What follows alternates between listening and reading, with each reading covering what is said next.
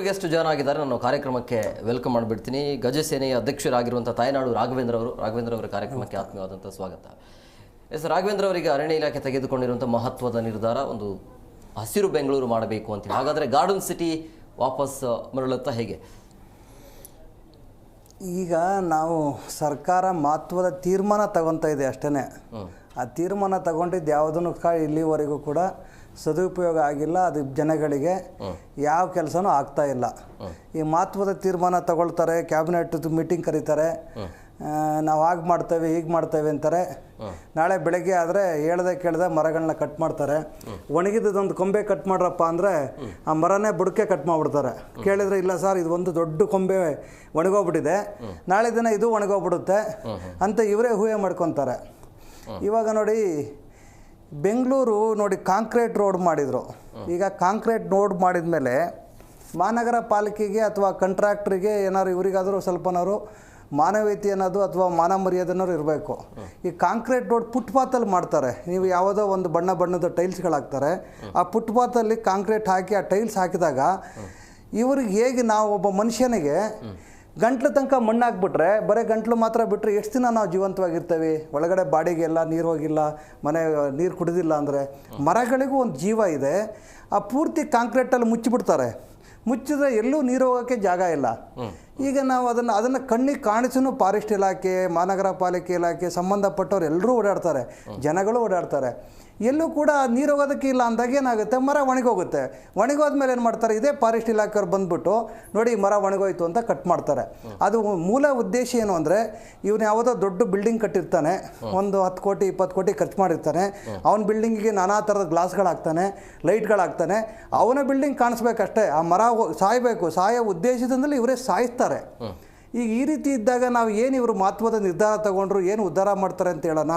ಇವಾಗ ನೋಡಿ tunnel road ಮಾಡ್ತಾ ಇದ್ದಾರೆ ಇವರು. ನಮಗೆ ಇರೋ ಗುಂಡಿಗಳು ಮುಚ್ಚಿದರೆ, ಇರೋ ಫುಟ್ಪಾತ್ನ ಸರಿ ಮಾಡಿದರೆ, ಇರೋ ರೋಡನ್ನ ಕರೆಕ್ಟಾಗಿ ಜಂಕ್ಷನಲ್ಲಿ ಸಿಗ್ನಲ್ ಫ್ರೀ ಮಾಡಿದರೆ ಯಾವ ಟೆನಲ್ ರೋಡು ಬೇಡ.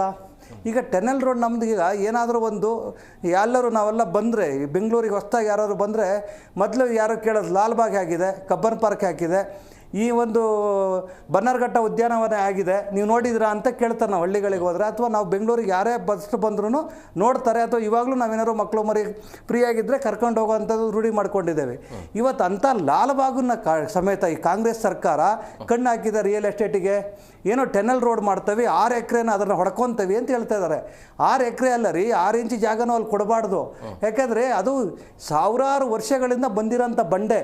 ಆ ಬಂಡೆ ಒಳಗಡೆ ನೀವು ಟೆನಲ್ ರೋಡ್ ಮಾಡಿಬಿಟ್ಟು ಯಾರನ್ನ ಉದ್ಧಾರ ಮಾಡ್ತೀರಾ? ಮತ್ತೆ ಹಸಿರನ್ನ ಮಾಡ್ತೀವಿ, ನಾವು ಪರಿಸರ ಉದ್ಧಾರ ಮಾಡ್ತೀವಿ ಅಂತ ಹೇಳಿಕೆ ಕೊಡ್ತಾರೆ.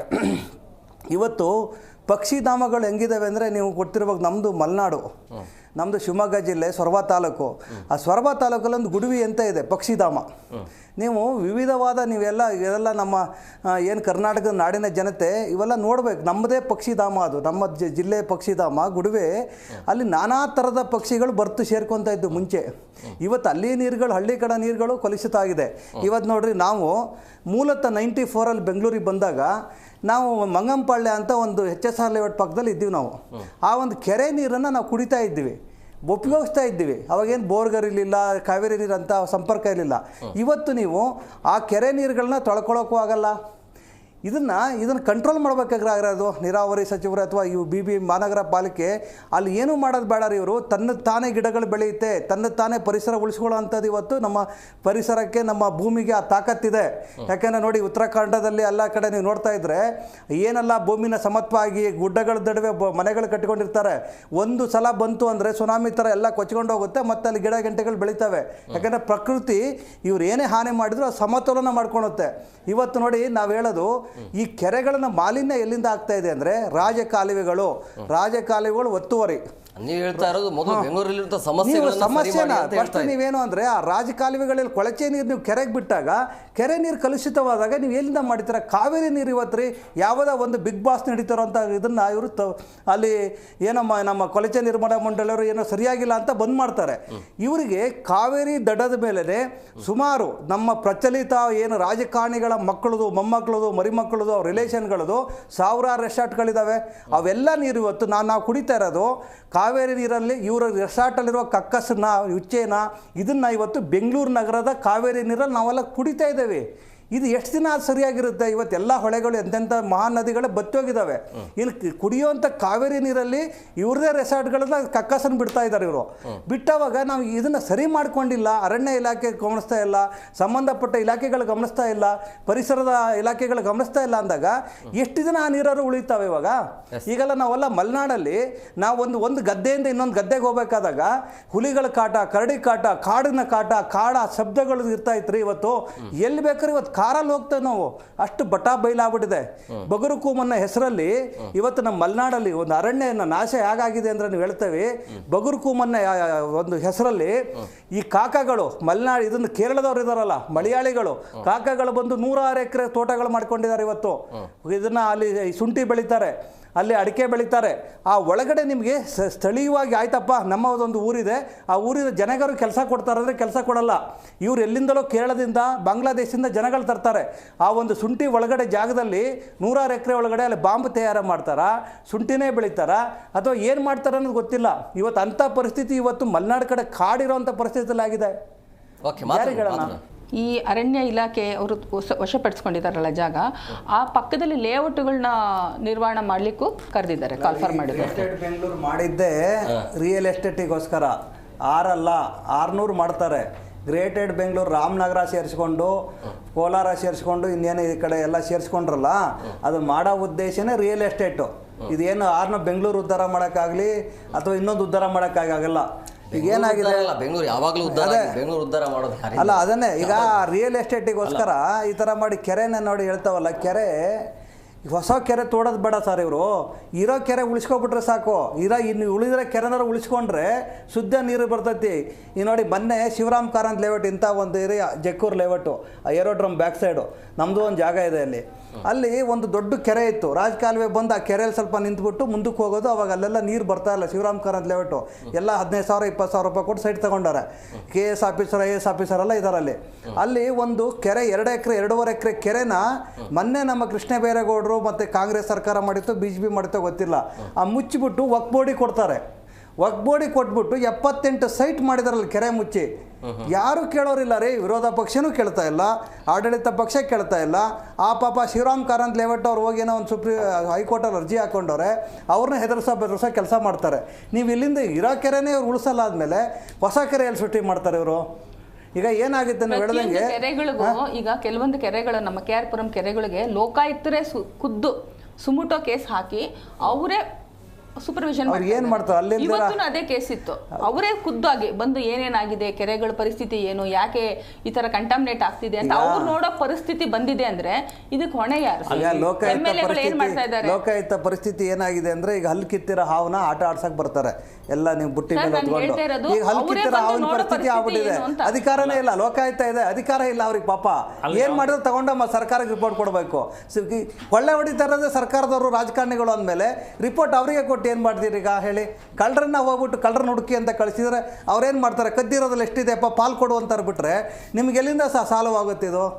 ಹಾಂ, ಈ ಬೇಲಿನ ಎದ್ದು ಹೊಲ ಮೈದಂಗೆ ನೀವು ಕಳ್ಳರನ್ನ ಹೋಗ್ಬಿಟ್ಟು ಎಲ್ಲಿ ಕಳಿಸ್ತೀರಾ ಅವ್ರನ್ನ? ಎಲ್ಲಾಗುತ್ತೆ? ಈಗ ಇವನು ಅಷ್ಟು ವಿರೋಧ ಪಕ್ಷದವ್ರು ಕೇಳ್ತಾರ, ನೀವು ಯಾವುದೇ ಅಭಿವೃದ್ಧಿ ನೋಡಿ ಇವತ್ತಿನ ಗಮನಿಸಿ. ಇವತ್ತಿನ ವಿರೋಧ ಪಕ್ಷದಲ್ಲಿ ಎಲ್ಲ ಒಂದು ಗಣೇಶನ ಜಗಳ ಸ್ಟಾರ್ಟ್ ಮಾಡ್ತಾರೆ, ಅಥವಾ ಇನ್ನೊಂದು ಯಾವುದೋ ಸ್ಟಾರ್ಟ್ ಮಾಡ್ತಾರೆ.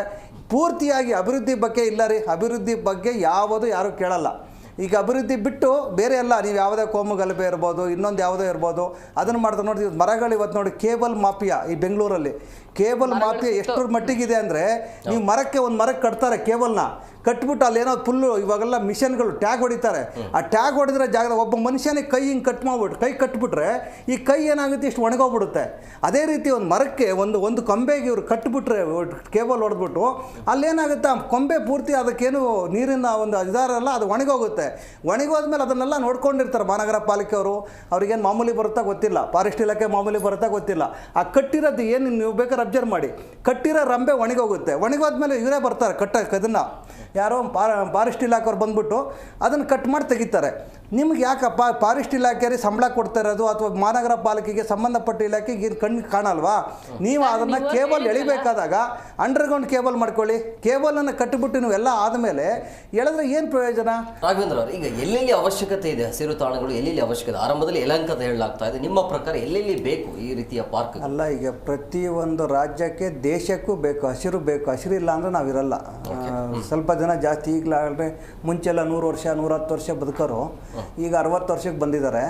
ಈಗ ಹಂಗೇನೆ ಇನ್ನು 40 ವರ್ಷ 30 ವರ್ಷಕ್ಕೆ ಹಾಕ್ತಾರೆ, ಆಮೇಲೆ ಹುಟ್ಟಿದ ಮಕ್ಕಳೇ ಸತ್ತೋಗ್ತವೆ. ಅಂತಂದ್ರೆ ನಾವೇ ತಂದು ಹಾಕ್ಕಂತ ಇದೆ ಇವಾಗ. ಈಗ ನೋಡಿ, ಈ ಸರ್ಕಾರಕ್ಕೆ ಬಿಟ್ಟಿ ಭಾಗ್ಯಗಳು ಕೊಡ್ತಾವಲ್ಲ, ಇದೇ ಥರ ಭಾಗ್ಯನ ಕೊಡಲಿ. ಒಂದು ಹಳ್ಳಿಯಲ್ಲಿ ಒಬ್ಬ ಯಾರಾದರೂ ಹೆಂಗೆ ನಮ್ಮ ಸಾಲಮರದ ತಿಮ್ಮಕ್ಕ ಇದ್ದರು, ಏನಾದರೂ ಒಂದು 10 ಗಿಡ ನೆಡಮ್ಮ, ಒಂದು 2,000 ಕೊಟ್ಟಿದ್ದೇವೆ, 10 ಗಿಡ ನೆಟ್ಟವರಿಗೆ 4,000 ಕೊಡ್ತೇವೆ ಅಂತ ಮಾಡಲಿ. ಅಥವಾ ಈಗ ಗಿಡ ನೆಡೋರಿಗೆ ಉಚಿತವಾಗಲಿ. ಎಲ್ಲರೂ ಇಷ್ಟೆಲ್ಲ ಭಾಗ್ಯ ಕೊಡ್ತೀರಾ ನೀವು. ಫಾರೆಸ್ಟ್ ಇಲಾಖೆಗೆ ಉಚಿತವಾಗಿ ಗಿಡಗಳು ಕೊಡಲಿ. ರೈತರು ಏನು ಗಿಡ ಕೇಳ್ತಾರೆ ರೈತರಿಗೆ ಗಿಡ ಕೊಡಲಿ. ಯಾರೆಲ್ಲ ನಾನು ಗಿಡ ಬೆಳೆಸ್ಬೇಕು ಅಂದವರಿಗೆ ಗಿಡ ಕೊಡಲಿ. ಇವತ್ತು ನಾವೊಂದು ಪಾಟಲ್ಲಿ ಒಂದು ಗಿಡ ಹಾಕಬೇಕು ಅಂತ ತಗೊಳಕ್ಕೆ ಹೋದರೆ ಒಂದು ಗಿಡ 1,000-1,500 ರೂಪಾಯಿ ಇದೆ. ಅವನು ಯೋಚನೆ ಮಾಡ್ತಾರಲ್ಲಪ್ಪ, 1,500 ರೂಪಾಯಿ ಕೊಟ್ಟು ನಾನು ಯಾವುದೋ ಒಂದು ತುಳಸಿ ಗಿಡ ಅಥವಾ ಇನ್ನೊಂದು ಸಂಪಿಗೆ ಗಿಡ ತಗೊಂಡೋಗದೆ 1,500 ರೂಪಾಯಿ ನಮ್ಗೆ ರೇಷನ್ ಬರುತ್ತೆ, ನಾನೇ ಗಿಡ ನೆಡಬೇಕು ಅಂತ ಯೋಚನೆ ಬರುತ್ತೆ ಜನಗಳಿಗೆ. ಈ ಭಾಗ್ಯಗಳ ಜೊತೆಗೆ ಇವ್ರಿಗೆ ಏನಾರು ಕೊಡ್ತಾ ಇದ್ದಾರೆ. ಎಲ್ಲಿ ಫಾರೆಸ್ಟ್ ಡಿಪಾರ್ಟ್ಮೆಂಟ್ ಅವ್ರ ಗಿಡ ಇಲ್ಲಾರೆ, ಎಲ್ಲೋ ಕೆಲವು ನಿಮ್ಗೆ ಯಾವ್ದೋ ನಿಲಗಿರಿ ಗಿಡ ಅದನ್ನೆಟ್ರೆ ಇಡೀ ಪರಿಸರ ಹಾಳಾಗುತ್ತೆ. ಇಲ್ಲ, ನಮ್ಮ ಕಾಡುಗೋಡಿ ಏರಿಯಾದಲ್ಲಿ ಕೊಡ್ತಾ ಇದ್ದಾರೆ. ಗೊತ್ತಿಲ್ಲ ನಮ್ಗೆ. ನಾನು ಹೇಳ್ತಾ ಇರೋದು ಕಾಡನ್ನು ಬೆಳೆಸಬೇಕು ಅಂದಾಗ ಹಳ್ಳಿ ಕಡೆನೂ ಕೊಡಬೇಕು.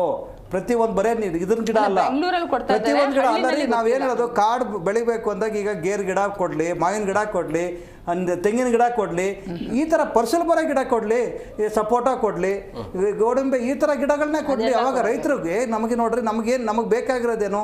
ಕಾಡು ಬೆಳಿಬೇಕು, ಗಿಡ ನೆಡಬೇಕು. ಈಗ ಯಾವ ಮರ ಬೆಳೆದ್ರೆ ಏನು? ಈಗ ಫಸಲು ಬರ ಅಂತ ಮರನೇ ಕೊಟ್ಟವಾಗ ರೈತರು ಮಾವಿನ ಗಿಡನ 10 ಮಾವಿನ ಗಿಡ ನಾನು ಫ್ರೀಯಾಗಿ ಕೊಡ್ತಾ ಇದ್ದಾನಪ್ಪ ಒಂದು ಕುಟುಂಬಕ್ಕೆ ಅಂತ ಹೇಳಿದರೆ, ಅವನು ಎಲ್ಲಾದರೂ ಒಂದು ಹತ್ರ ಜಾಗ ಹುಡುಕ್ಬಿಟ್ಟು 10 ಮಾವಿನ ಗಿಡನ ನೆಡ್ತಾನೆ. ಅವಾಗ ಒಂದು ಹಳ್ಳಿಯಲ್ಲಿ 150 ಮನೆ ಇದೆ ಅಂದರೆ ಇಂಟು 10 ಗಿಡ ಮಾವಿನ ಗಿಡ ನೆಟ್ಟ ಅಂದರೆ ಎಷ್ಟಾಯ್ತು? ಅಲ್ಲಿ ಮರ ಬೆಳೀತಲ್ವಾ? ಕಾಡೇ ಬೆಳೆಸಬೇಕು ಅಂತಲ್ಲ, ಪರಿಸರಕ್ಕೆ ಇವರು ಫ್ರೀಯಾಗಿ ಕೊಟ್ಟಾಗ ಅವ್ರು ನೀರು ಹಾಕ್ಕೊಂಡು ಮಾಡ್ತಾರೆ ಇವತ್ತು ರೈತರುಗಳು. ಇವತ್ತೇನಾಗಿದೆ, ಒಂದು ಮಾವಿನ ಗಿಡ ರೇಟು ನನಗೆ ಗೊತ್ತಿದ್ದಂಗೆ 300 ರೂಪಾಯಿ 400 ರೂಪಾಯಿ. ಅಂದರೆ ಬೇರೆ ಕಡೆ ತೊಗೊಂಡ್ರು. ಫಾರೆಸ್ಟ್ ಇಲಾಖೆಯಲ್ಲೇನೋ ಮಾವಿನ ಗಿಡನೇ ಸಿಗಲ್ಲ ಬಿಡಿ. ಅಲ್ಲಿ ಫಾರೆಸ್ಟ್ ಇಲಾಖೆಯಲ್ಲಿ ಅದು ಸಿಗವೆ ಯಾವುದೋ ಗಿಡ ಇದ್ದಾವೆ, ಅವೆಲ್ಲ ಉದ್ದಕ್ಕೆ ಬೆಳೀತವೆ. ಅವೇನು ರೈತರಿಗೆ ಉಪಯೋಗ ಅಂತ ಗಿಡಗಳು ಕೊಟ್ಟಾಗ ಬೆಳೆಸ್ತಾರೆ. ಅವ್ರೇನು ಹೇಳ್ತಾರೆ, ಇಲ್ಲೆಲ್ಲ ಪೋಲನ್ ಜಾಸ್ತಿ ಆಗ್ತಾ ಇದೆ, ಅದೇನೋ ಟೆಕ್ನಿಕಲ್ ಹೇಳೋದು ನೋಡಿ. ಬೇರೆ ಬೆಂಗಳೂರ್ದು ಹೇಳ್ತಾ ಇಲ್ಲ, ಬೆಂಗಳೂರು ಒಂದೇ ಆಯಿತು, ಏನು ಬೆಳೆಯಲ್ಲ. ಈಗ ನಮ್ಮ ಮಾವಿನ ಮರದಲ್ಲೇ ಎಲ್ಲ ಗಿಳಿಗಳು ಗುಬ್ಬಿಗಳು ಎಲ್ಲ ಬರ್ತವೆ. ಈಗ ಏನು ಅವರು ಅಟ್ಲೀಸ್ಟ್ ಗಿಡ ನಡೆ ಅಂದಾಗ ಈ ಎಲ್ಲರೂ ಒಂದು ಇನ್ಕಮ್ ನೋಡ್ತಾರೆ. ಇವತ್ತು ನಾನು ಗಿಡ ಬೆಳೆಸಿದ್ರೆ 5 ವರ್ಷಕ್ಕೆ ಏನು ಬರುತ್ತೆ ಅಂತ ಆ ರೀತಿ ಕೊಟ್ಟವಾಗ ಈ ನೋಡಿ ಈಗ ಏನಾಗಿದೆ, ನಿಮಗೆ ಅರಣ್ಯ ಇಲಾಖೆ ಇವಾಗ ನಮ್ಮ ಮಲೆನಾಡು ಭಾಗದಲ್ಲಿ ಒಬ್ಬ ಫಾರೆಸ್ಟ್ ಇರ್ತಾನೆ, ಒಬ್ಬನು ಫಾರೆಸ್ಟ್ ಅಂತ ಬರ್ತಾನೆ. ನಮ್ಮಲ್ಲಿ ಸೊರಬದಲ್ಲಿ ಒಬ್ಬ ಮೊನ್ನೆ ಯಾರೋ ಒಬ್ಬನು ಬಂದ, ಏನೋ ಅವನ ಹೆಸರಿದೆ. ಈಗ ಏನಾಗಿದೆ, ಪಕ್ಕದ ಮನೆಯಲ್ಲಿ ಗಿಡಗಳನ್ನ ಕಟ್ ಮಾಡ್ತಾರೆ. ಅವ್ರಿಗೆಲ್ಲ ಕಾಡನ್ನೇ ಕಟ್ ಮಾಡಿ ಕಡಿತಾರೆ. ಅದನ್ನು ಕೇಳಲ್ಲ ಅವನು. ಪಕ್ಕದಾಗ ಇನ್ನೊಬ್ರು ಯಾರೋ ಕೇಳ್ತಾರೆ, ಅವ್ರನ್ನ ಕೇಳ್ತಾರೆ. ಅಂದರೆ ಎಲ್ಲಿ ಅಂದರೆ ಲಂಚ ಎಲ್ಲಿ ಬರುತ್ತೆ ಅಲ್ಲಿ ಕೇಳ್ತಾರೆ. ಈ ನೋಡಿ ಬೆಂಗಳೂರಲ್ಲೇ ತೊಗೊಂಡ್ರೆ ಅಹೋರಾತ್ರ ಅಂತ ನಿಮಗೆ ವರ್ಷ ರಕ್ಷಕರು ಒಬ್ಬರು ಹೋರಾಟಗಳು ಮಾಡ್ತಾಯಿದ್ರು. ನೀವು ಹೇಳಿದ್ರಲ್ಲ, ಮಳೆಗಳು ತೆಗೆಯೋದು ಇದು ಮಾಡೋದು, ಅವರಷ್ಟು ಯಾರೂ ಮಾಡಿಲ್ಲ. ಅವರಿಗೆ ಎಂತೆಂಥವ್ರು ಅಟ್ಯಾಕ್ ಮಾಡಿದರು ಅಂದರೆ, ಸುದೀಪ್ ಅನ್ನೋ ಟೀಮ್ಗಳು ಅಟ್ಯಾಕ್ ಮಾಡಿದ್ರು, ಸುದೀಪ್ ಕಡೆಯವ್ರು ಮಾಡಿದರು. ಅಷ್ಟೆಲ್ಲ ಮಾಡಿ ಪಾಪ ಮನುಷ್ಯ ಸುಮ್ಮನಾಗ್ಬಿಟ್ಟವ್ರೆ ಸ್ವಲ್ಪ. ಯಾಕೆಂದರೆ ನಾನು ಆರೋಗ್ಯ ಸಮಸ್ಯೆ ಇದು ಯಾಕೆ ಬೇಕಪ್ಪ, ನಾನು ಬರೀ ಊರು ಉದ್ಧಾರ ಮಾಡೋಕ್ಕೆ ಹೋಗಿ ನನ್ನ ಹೆಂಡ್ರು ಮಕ್ಕಳಿಗೆ ನನಗೆ ಯಾಕೆ ಬೇಕು ಅಂತ ಸುಮ್ಮನಿದಾರ ಗೊತ್ತಿಲ್ಲ. ಈ ರೀತಿ ಅವರಿಗೆ ಏನೇ ಒಂದು ಒಳ್ಳೆ ಕೆಲಸ ಮಾಡ್ತೇವೆ ಅಂದರು ಇವತ್ತು ಜನಗಳ ಜೊತೆ ನಿಂತ್ಕೊತಾ ಇಲ್ಲ. ಒಳ್ಳೆ ಕೆಲಸ ಮಾಡೋರ ಜೊತೆಗೆ ನಿಂತ್ಕೊಂಡಾಗ ಈಗ ಕಾಡು ಬೆಳೆಯುತ್ತೆ, ಇದು ಆಗುತ್ತೆ. ಇವತ್ತು ನೋಡಿ ಅರಣ್ಯ ಇಲಾಖೆಯಲ್ಲಿ ಸಚಿವರು ಇದ್ದಾರೆ, ನೀವು ತೋರಿಸ್ತಾ ಇದ್ದೀರಾ. ಅರಣ್ಯ ಸಚಿವರು ಈಗ ಅವರೇ ಫುಲ್ ಬೆಳೆಸ್ಕೊಬಿಟ್ಟಾರೆ, ಗಿಡ ಮರರೆಲ್ಲ ದಾಡಿ ಗಡ್ಡ ತಲೆಯಲ್ಲೆಲ್ಲ ಬೆಳೆಸ್ಕೊಂಡವ್ರೆ. ಅವರು ಅಟ್ಲೀಸ್ಟು ಇವರು ಹೆಂಗೆ ಸಮಾಜಕ್ಕೆ ಮಾದರಿಗಳೋ ಗೊತ್ತಿಲ್ಲ. ಕೆಲವು ಶಿಕ್ಷಣ ಸಚಿವರು ಹಂಗಿರ್ತಾರೆ, ಇವ್ರು ಹಂಗಿದ್ದಾರೆ. ಈಗ ಅವ್ರದ್ದೇ ಮಾದರಿ ಆಗಿರ್ಬೇಕು ರೀ, ನಿಮ್ಮ ಥರ ಇರಬೇಕು. ಸ್ಮಾರ್ಟ್ ಆಗಿ ದಾಡಿ ಬಿಡ್ತೀರಾ, ಸ್ಮಾರ್ಟ್ ಆಗಿ ಬಿಡಿ. ಕಟಿಂಗ್ ಮಾಡ್ತೀರಾ, ಸ್ಮಾರ್ಟ್ ಆಗಿ ಬಿಡಿ. ನಾವು ಅವರೆಲ್ಲ ಮಾದರಿ ಆಗಿರಬೇಕು. ಜನಗಳಿಗೆ ಪಬ್ಲಿಕ್ ಆಗಿ ಮಾದರಿ ಆಗಿರೋದಕ್ಕೆ ನಾವು ಅವ್ರನ್ನು ಸಚಿವರು ಅಂತ ಹೇಳ್ತೇವೆ. ನಾವು ಹೇಳೋದು ಇವತ್ತು ನೋಡಿ ಒಂದೆರಡು ಏನಾಗಿದೆ, ಸಚಿವರ ಹೌದು ವಿಚಿತ್ರವಾಗಿದ್ದಾರೆ ನೋಡಿ, ಕಾಣಿಸುತ್ತಲ್ಲ. ನಾವು ಹೇಳೋದು ಹಂಗೇನೆ. ಈಗ ನಮ್ಗೆ ಗೊತ್ತಿಲ್ಲಪ್ಪ, ನಿಮ್ಮ ಹಿಂದೆನೇ ನೋಡಿ ಹಸಿರು, ಆ ಹಸಿರು ಜೊತೆಗೆ ಅದು ವಿಚಿತ್ರ ಪ್ರಾಣಿ ಥರ ಇರಬಾರ್ದು. ನಾವೇನೋ ಕರಡಿ ಇದ್ರ ಥರ ಕಾಣಿಸಿದ್ರೆ ನಾವೇನು ಮಾಡೋಕ್ಕಾಗುತ್ತೆ? ಅವರು ಅಷ್ಟೇ. ಅವಾಗ ಏನಾಗುತ್ತೆ, ಯಾಕೆ ನಾವು ಹೇಳ್ತೇವಿದ್ರಿ ಈ ಮಾತನ್ನು ನೋಡ್ರಿ, ಒಬ್ಬ ಸಚಿವರು ಶಿಸ್ತಾಗಿ ಮಾದರಿಯಾಗಿದ್ದಾಗ ಅವರ ಇಲಾಖೆಯ ಅರಣ್ಯ ಇಲಾಖೆಯಲ್ಲಿ ಯಾರೋ ಒಬ್ಬರು ಇದೇ ಥರದೇ ದಾಡಿ ಬಿಟ್ಟುಕೊಂಡು ಗಡ್ಡ ಬಿಟ್ಟುಕೊಂಡು ತಲೆ ಬಿಟ್ಟುಕೊಂಡು ಒಬ್ಬ ರೇಂಜರ್ ಬಂದ, ಒಬ್ಬ DSP DFO ಬಂದ ಅಂದಾಗ ಕ್ವಶನ್ನೇ ಮಾಡೋಕ್ಕಾಗಲ್ಲ ಇವರು. ರೀ ನೀವೇ ಹೆಂಗಿದ್ದೀರಿ, ನನ್ನ ಯಾಕ್ರಿ ಕ್ವಶನ್ ಮಾಡ್ತೀರಾ ಅಂತ ಹೇಳ್ತಾರಪ್ಪ. ಅವಾಗ ಏನು ಮಾಡ್ತಾರೆ ಇವರು? ಒಂದು ಕ್ವಾಲಿಟಿ ಬೇಕಲ್ಲ ಮನುಷ್ಯಗೆ ಹೋಗಲಿ. ಈಗ ಅವ್ರದ್ದೇ ಇಲಾಖೆಗಳಲ್ಲಿ ಈ ಇಲಾಖೆ ಅವ್ರಿಗೆ ಏನಾಗ್ಬಿಟ್ಟಿದೆ ನೋಡಿ, ಒಬ್ಬ ಸಚಿವರಿಗೆ ಬರೀ ಸಚಿವ ಸ್ಥಾನ ಒಂದೇ ಇರಲ್ಲ, ಅವರಿಗೆ ಬೇರೆ ಯಾವುದೇ ನಿಗಮ ಮಂಡಳಿ ನಮ್ಮ ಮಹಾಸಭಾ ಲಿಂಗಾಯತರು ಇದಕ್ಕೆ ಅವರೇನೋ ಅಧ್ಯಕ್ಷರಿದ್ದಾರೆ. ಈ ಥರ ಹಲವಾರು ಇರಾಗ ಅವರಿಗೆ ಎಲ್ಲೂ ಅಲ್ಲಿ ಕೆಲಸ ಮಾಡೋಕ್ಕಾಗಲ್ಲ, ಇಲ್ಲಿ ಕೆಲಸ ಮಾಡೋಕ್ಕಾಗಲ್ಲ. ನಮ್ಮ ಸಂವಿಧಾನದಲ್ಲಿ ಮತ್ತು ಈಗ ನಾವು ಕೊಡ್ತಾ ಇರೋದ್ರಲ್ಲಿ ಒಂದು ತಿದ್ದುಪಡಿ ಆಗ್ಬೇಕು ರೀ. ಒಬ್ಬ ವ್ಯಕ್ತಿಗೆ ಒಂದೇ ಪೋಸ್ಟಿಂಗ್ ಕೊಡಬೇಕು, ಅವಾಗ ಅಲ್ಲಿ ಸರಿಯಾಗಿ ಕೆಲಸ ಮಾಡ್ತಾನೆ. ಈಗ ಮೊನ್ನೆ ಯಾವುದೋ ಒಂದು ಆಸ್ಪತ್ರೆಗೆ ಹೋಗಿ ಅವ್ರಿಗೊಂದು 20 ಪೋಸ್ಟ್ ಇದ್ದಾವೆ. ಒಂದು ದಿನಾನು ಒಂದು ತಿಂಗಳಿಗೆ ಒಂದು ಸಲನೂ ಬರ್ತಾ ಇರೋರು ಆಸ್ಪತ್ರೆಗೆ ಬಂದ್ಬಿಟ್ಟು ಅಲ್ಲಿ ಅಧ್ಯಕ್ಷ ಏನಾಗಿದೆ ನನ್ನ ಆಸ್ಪತ್ರೆ ಪರಿಸ್ಥಿತಿ ನೋಡಲ್ಲ. ನಾವು ಹೇಳೋದು ಹಂಚ್ಕೊಳ್ರಿ, ಎಲ್ಲ ಕೆಲಸಗಳು ಹಂಚ್ಕೊಂಡು ಮಾಡ್ಬೋದಲ್ವಾ. ಇವಾಗ ಆ ರೀತಿ ಕೆಲಸಗಳು ಮಾಡುವಾಗ ಈ ಥರ ಆಗುತ್ತೆ. ಈಗ ನೋಡಿ, ಈಗ ಬೆಂಗಳೂರಲ್ಲಿ ನಿಮ್ಗೆ ನೋಡಿದಂಗೆ ಮೊನ್ನೆ ನಾವು ಬಸವೇಶ್ವರನಗರದಲ್ಲಿ ನೋಡ್ತಾ ಇದ್ದೀವಿ, ರಾತ್ರಿ ಬೆಳಗ್ಗೆ ನೋಡೋದು 20 ಮರ ಕಡ್ದವ್ರು. ಯಾಕೆ ಕಡಿದ್ರೂ ಗೊತ್ತಿಲ್ಲ. ಅಲ್ಲೇನು ಮೆಟ್ರೋ ಬರಲ್ಲ ಅಥವಾ ರೋಡ್ ಅಗಲೀಕರಣ ಆಗ್ತಾ ಇಲ್ಲ, ಏನೂ ಆಗ್ತಾ ಇಲ್ಲ. ಈಗ ಬೆಳಗ್ಗೆ ನೋಡೇ ಕಡ್ದಾಕ್ತಾರೆ ಮರಗಳನ್ನ. ಕನ್ನಡಿಗರು ಬದಲಾಗಬೇಕು ಮೇಡಮ್. 36,000 ಜನ ಬ್ಯಾಂಕಿಂಗ್ ಉದ್ಯೋಗ ಕರೆದಾರೆ. ನಮ್ಮವ್ರು ಯಾರು ನಮ್ಮ ಕನ್ನಡದವ್ರು ಅಪ್ಲಿಕೇಶನ್ ಆಗ್ತಾ ಇಲ್ಲ. ಯಾವುದೇ ಬ್ಯಾಂಕಲ್ಲಿ ಹೋಗಿ ಈಗ ಹೋಗಿ ನಾವು ಕೆನರಾ ಬ್ಯಾಂಕ್ ಹೋಗಿ, ಕರ್ನಾಟಕ ಬ್ಯಾಂಕ್ ಹೋಗಿ, ಎಲ್ಲ ಬ್ಯಾಂಕಲ್ಲೂ ಇವತ್ತು ಬರೀ ಹಿಂದಿಯವರು, ತೆಲುಗವರು, ತಮಿಳವರು ತುಂಬವ್ರೆ. ನಮ್ಮಲ್ಲಿರೋರು ಸ್ವಲ್ಪ ಮಾಧ್ಯಮ ನೋಡೋರು, ಯುವಕರು ಕೆಲಸ ಇಲ್ಲದವರು ಹುಡುಕ್ಬೇಕು ದಿನ ಗೂಗಲ್ ಅಲ್ಲಿ. ಅರಣ್ಯ ಇಲಾಖೆ ಕರೆಕ್ಟ್ ಮಾಹಿತಿ ಹೋಗ್ಲಿ ಅಂತ ಹೇಳ್ತಾರೆ. ನೋಡಿದಾಗ ಮಾಹಿತಿ ನಮಗೆ ಬೇಜಾರಾಯ್ತು. 36,000 ಜನರಲ್ಲಿ ಅಂದ್ರೆ ಉದ್ಯೋಗ ಅಂದ್ರೆ ಎಲ್ಲದೂ ಉದ್ಯೋಗನೇ. ಫಾರೆಸ್ಟ್ ಇಲಾಖೆ ಆಗಲಿ, ಬ್ಯಾಂಕಿಂಗ್ ಆಗಲಿ. ಈಗ ನಾವು ಅರಣ್ಯ ಇಲಾಖೆಗೆ ಕಾಡನ್ನು ಕಾಡಾಗಿರಕ್ಕೆ ಬಿಟ್ಟರೆ ಸಾಕು. ಅರಣ್ಯ ಇಲಾಖೆರು ಹೋಗೋದು ಬೇಡ, ಪಬ್ಲಿಕ್ ಹೋಗೋದು ಬೇಡ. ಒಂದು ಕಾಂಪೌಂಡ್ ಹಾಕ್ಬಿಟ್ಟು ಅಲ್ಲಿ ಯಾರು ಜನನೇ ಓಡಾಡಿಲ್ಲ ಅಂದರೆ ಈ ಭೂಮಿ ಅದನ್ನೇ ತಗೊಂಡು ಅದೇ ಫಲವತ್ತಾಗಿ ಬೆಳ್ಕೊಳ್ಳುತ್ತೆ, ಅಲ್ಲೇ ಗಿಡ ಗಂಟೆಗಳು ಬೆಳೀತವೆ. ಯಾವಾಗ ಮನುಷ್ಯ ಅನ್ನೋ ಪ್ರಾಣಿ ಕಾಡೊಳಗಡೆ ಕಾಲಿಕ್ಕುತ್ತೋ ಅವಾಗ ಅಲ್ಲಿ ಗಿಡ ಗಂಟೆಗಳು ಹಾಳಾಗುತ್ತೆ, ಪರಿಸರನೂ ಬೆಳೆಯಲ್ಲ. ಅಂಥ ಪ್ರಾಣಿ ನಮ್ಮ ಮನುಷ್ಯ ಪ್ರಾಣಿ. ಆ ಒಂದು ಕಾಡನ್ನು ಬೆಳೆಸೋದಕ್ಕೆ ಏನೂ ಮಾಡಬೇಕಾಗಿಲ್ಲ. ಮನುಷ್ಯ ಮತ್ತು ಫಾರೆಸ್ಟ್ ಇಲಾಖೆ ಮನುಷ್ಯರು ಹೋಗದೇ ಇದ್ದಂಗೆ ಆದರೆ ಸಾಕು ಕಾಡೊಳಗಡೆ. Okay, thank you very much 3 ಜನಕ್ಕೆ ಇಷ್ಟೊತ್ತು ಕಾರ್ಯಕ್ರಮಕ್ಕೆ ಜಾಯ್ನ್ ಆಗಿದ್ದಕ್ಕೆ. ಎಸ್, ನೋಡಿದ್ರಲ್ಲ ವೀಕ್ಷಕರು, ಈಗ ಸಹಜವಾಗಿ ತೆಗೆದುಕೊಂಡಿರುವಂಥ ನಿರ್ಧಾರ ಇದೆಯಲ್ಲ, ಅರಣ್ಯ ಇಲಾಖೆ ತೆಗೆದುಕೊಂಡಿರುವಂಥ ನಿರ್ಧಾರ ಸ್ವಾಗತಾರ್ಹ. ಬಟ್ ಅದು ಕಾರ್ಯರೂಪಕ್ಕೆ ಬರಬೇಕಾಗತ್ತೆ. ಜೊತೆಗೆ ಎಲ್ಲಿ ನಿರ್ಮಾಣ ಆಗತ್ತೆ ಈ ಪಾರ್ಕು, ಅಲ್ಲಿ ಸ್ಥಳೀಯರಿಗೆ ಅವಕಾಶ ಕೊಡಬೇಕು, ಉದ್ಯೋಗ ಅವಕಾಶ ಇರಬೇಕು. ಅದರ ಜೊತೆಗೆ ಈಗ 20 ಕೋಟಿ 30 ಕೋಟಿ ಅಂತ ಹೇಳಲಾಗ್ತಾ ಇದೆ. ಇದೆಲ್ಲ ಆದ ನಂತರ, ನಿರ್ಮಾಣ ಆದ ನಂತರ ಮತ್ತೆ ರಾಜಕೀಯ ಶುರು ಆಗುತ್ತೆ. ಆ ಪಾರ್ಕಿಗೆ ಇಂಥ ನಾಯಕರ ಹೆಸರಿಡಬೇಕು ಅಂತೇಳಿ. ಇದೆಲ್ಲವನ್ನು ಬಿಟ್ಟು ಒಂದು ಜನರಿಗೆ ಪರಿಸರ ಬೇಕಾಗತ್ತೆ, ಮತ್ತು ಆಕ್ಸಿಜನ್ ಕೂಡ ಬೇಕೇ ಬೇಕು. ಸೊ ಆ ಉದ್ದೇಶದಿಂದ ಮತ್ತೆ ಈಗ ಅಂದದ ಬೆಂಗಳೂರು, ಆನಂದದ ತವರೂರು ಆಗುವಂಥ ಎಲ್ಲ ಸಾಧ್ಯತೆ ಕಂಡು ಬರ್ತಾ ಇದೆ. ಬಟ್ ಅದು ಇಂಪ್ಲಿಮೆಂಟ್ ಆದರೆ ಮಾತ್ರ ಸಾಧ್ಯ ಅಂತ ಅನ್ಸುತ್ತೆ. ಇದಾಗಿತ್ತು ಇವತ್ತಿನ ವಿಶೇಷ. ಮತ್ತಷ್ಟು ಅಪ್ಡೇಟ್ಸ್ಗಾಗಿ ನೋಡ್ತಾ ಇರಿ ಜಿ ಕನ್ನಡ ನ್ಯೂಸ್. ಸತ್ಯವೇ ಸುದ್ದಿಯ ಜೀವಾಳ.